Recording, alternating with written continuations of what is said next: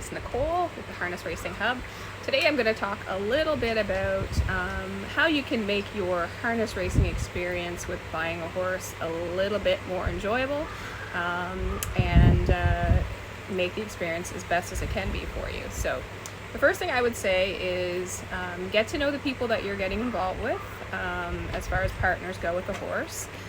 It's nice to have somebody who has a little bit of experience in there too, because they can help as well.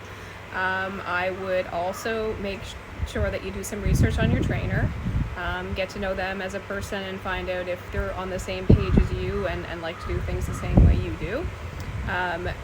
I would say that, first of all, if you're staking the horse, is everybody on board with, travel and going to these races, and is that an investment you want to make as a team?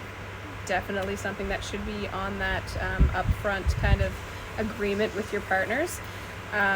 Also, who's managing the finances, who's paying the vet bills, who's responsible for paying the trainer, for shoeing, entry fees and things like that.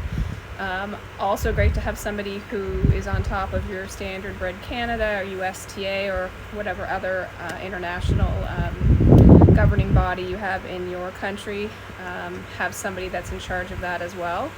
And then I would also really recommend having a plan in place for your horse at the end of its career.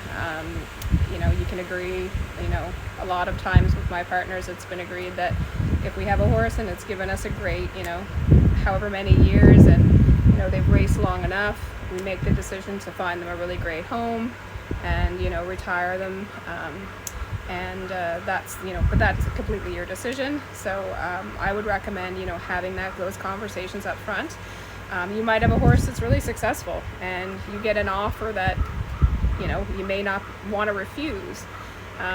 That should be discussed up front too, because even though it hasn't happened yet, you might want to be the person that goes to the big race and has a chance to win it. Other people might be more on the lines of, oh wow, I want to take the money and run.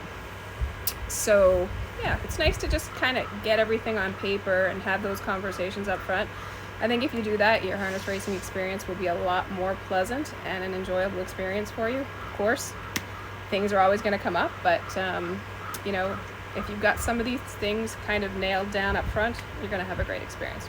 Anyway, happy Old Home Week and enjoy the rest of your weekend.